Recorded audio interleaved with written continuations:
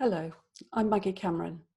I'm a trainer delivering, among other programs, ASIST and SafeTalk around supporting someone with thoughts of suicide.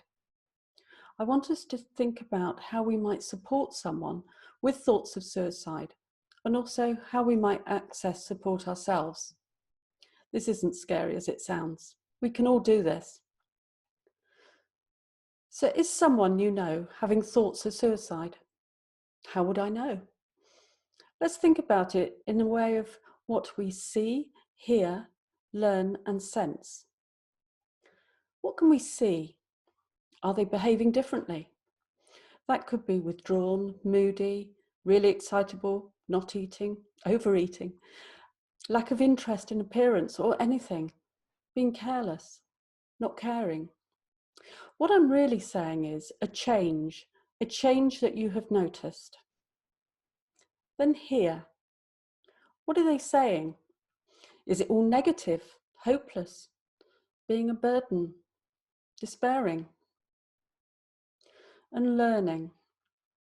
What might they be telling us that is new, or something we've learnt about what happened in the past, or maybe happening again, or starting again, like depression or very low dark thoughts? Finally, and this is the most important one, what we sense. We're social creatures. We can, to a point, read how someone is feeling. I'll give you an example of this.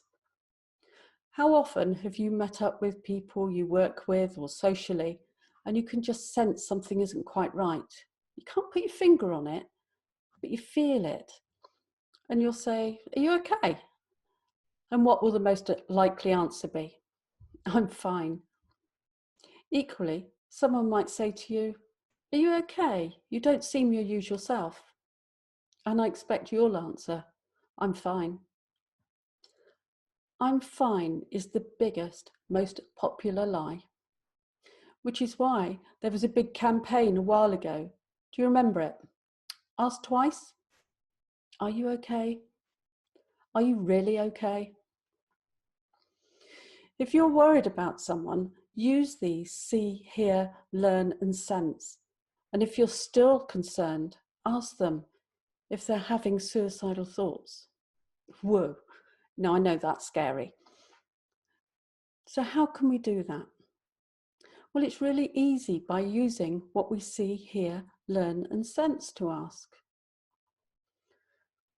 Okay, let's try. So I can see that, and then you put in whatever they were doing, like withdrawing or emotionally isolating themselves. You've said that, then put in something they've said. There's no point anymore. Or you've told me about, and then something you've learned, low feelings returning. And although it's not about you, you can finish by saying, "I'm worried, so can I ask you, are you having thoughts of suicide?" I'll just put that together. So you might just say something like, "I can see you've been quiet and withdrawn, and you've said that you don't feel that there's any point to anything, and also you've been having dark thoughts again. I'm really worried about you. Are you having suicidal thoughts?" By putting your reasons when you're asking together with asking, it shows that you've noticed, you've listened, and you care. It's showing respect for their feelings by asking in a straightforward way. One thing many people worry about, and you may be thinking about it now, if I ask, will I be putting the idea in their head? Short answer, no. There's been much research done on this, and it's showing that by asking in an open way, it's starting to give someone the chance to talk about their feelings in an open way and finding ways to feel safe. If you ask, you won't get a, "Oh God, that's a great idea, I hadn't thought of that one." They will have been thinking about it, and they may have been sure that they have already been telling you that they're feeling like that. By asking directly, we are giving them the chance to say yes. Don't panic, because now we can help. How?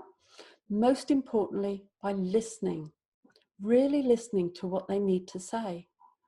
Most people don't want to die. They're struggling to live and want something to change. So listen. How? By focusing on them. And please, put your phone away and silence it. It took them courage to tell you. Give them the respect they deserve. Have the patience to listen. I know this is hard, especially as when we're chatting with friends, we tend to listen and then we think in our mind what we're going to say and then wait to get it in. It's known as listen, rehearse, cue. The trouble is, when we're doing that, we're not really listening. Use open questions. We all know these. Who, what, where, when, how. Notice I didn't say why. Be careful with why, as it sometimes sound like you're accusing. Why are you feeling like that? Do check you're understanding what they're saying. Maybe saying it back, although don't turn into a parrot. You can overdo it. Remember, when you're listening, you have one mouth, two ears. It's a good balance. So now what? You may find talking is enough, although don't leave them alone. They may need you to help them because they've told you what they might need, and you then might be able to guide them in the direction of getting more support and help, and get medical help if it's needed. There are these details. They'll also be shown at the end, and there's also Mind support lines, Samaritans, Shout Text, and there's many others that you'll find on the Mind website. You might be feeling, we've reached the end of this, but in many ways, the most important bit is about to come. Look after yourself. When you've talked to someone about thoughts of suicide, it's tough. You may need to talk about it, but please be careful, be discreet, or call one of the helplines to talk it over. If you're watching this because you're having suicidal thoughts, well done for starting to access help. You're stronger than you think. Call, text, or email one of those supports given. They're there to support you. They care, and they're willing to support you as best that they can. Thank you for listening, and have courage. Do ask. You can save a life. So take care of yourself and others, always.